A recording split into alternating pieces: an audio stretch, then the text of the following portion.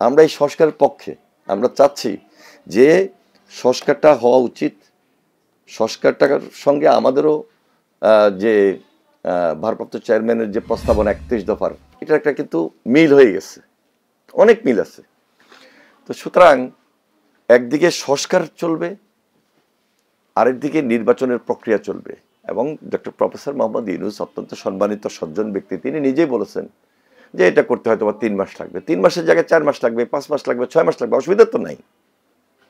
কিন্তু একটা interior government, অন্তর্বর্তীকালীন সরকার, এই সরকার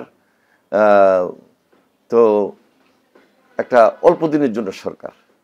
হ্যাঁ, তাদের একটা দায়িত্ব আছে, সে দায়িত্ব পালন করার জন্য আমরা সর্বাত্মকভাবে সহযোগিতা করছি এবং করব। কেন করব? ফ্যাসিবাদের হাত থেকে আমরা দেশটাকে রক্ষা করেছি আন্দোলন করে, সবাই বাংলাদেশটাকে, আগামীর বাংলাদেশটা যেন সুন্দর হয়। আমাদের টার্গেট পয়েন্ট কিন্তু এক, সবার উদ্দেশ্য এক। সবার যদি উদ্দেশ্য লক্ষ্য যদি এক হয়, তাহলে সংস্কারও যদি চলমান প্রক্রিয়াই থাকে, এটাই বাস্তব, তাহলে তো আমাদের এখানে দ্বিমত থাকার কোনো কারণ নাই। হাসিনার বিচার হওয়া উচিত। বিচার প্রক্রিয়াটা কিন্তু খুব লো প্রোফাইলে হচ্ছে, দেখতেছি তো আমরা। আমাদের মামলা কিন্তু এখনো প্রত্যাহার হয় নাই।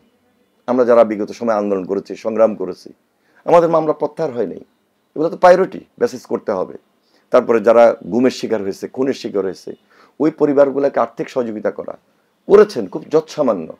কিন্তু বিগত 15-16 বছর যারা আন্দোলন করতে গিয়ে গুমের শিকার হয়েছেন, যে পরিবার খুনের শিকার হয়েছেন, পঙ্গুত্ব বরণ করেছেন, দৃষ্টিশক্তি হারিয়েছেন, তাদের পাশে এই গভর্নমেন্ট যতটুকু পারে দাঁড়াইতে হবে এবং খুব দ্রুততার সহিত করতে হবে। এর মধ্যে সংস্কার চলতেছে, এর মধ্যে আবার নির্বাচন প্রক্রিয়ার কাজও চলবে।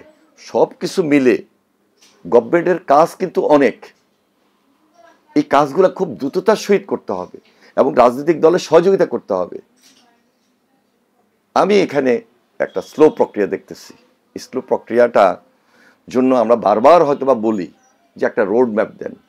আর একটা নির্বাচন যদি না হয়, বাংলাদেশে একটা স্টেবিলিটি খুব বেশি প্রয়োজন। ব্যবসায়ীরা ইনভেস্ট করবে, আপনি দেখেন সবাইকে ইনভেস্ট করছে। ফরেন কারেন্সি কি সহজে আসতেছে? ফরেন ইনভেস্টমেন্ট কি হচ্ছে? তাহলে আইনশৃঙ্খলার অবনতি কেন হবে? হাসিনা চলে গেছে, আমরা সবাই মিলে তো আইনশৃঙ্খলাটাকে খুব কঠিনভাবে ফেস করব, মোকাবেলা করব। কিন্তু আমরা সবার সহযোগিতার পরও যদি আইনশৃঙ্খলার অবনতি হয়, এটা কিন্তু মানুষ খুশি হবে না, মানুষ খুশি হচ্ছে না। এই জন্য মানুষের যে ডিমান্ড, আজকে যে জরিপগুলো আপনাদের থেকে হয়ে আসতেছে, সাংবাদিকদের মাধ্যমে, বিভিন্ন এজেন্সির মাধ্যমে, তারা বলতেছে যে বাংলাদেশের ম্যাক্সিমাম মানুষ আজকে নির্বাচন চায়, সংস্কারও চায়, নির্বাচনও চায়, আমরাও চাই।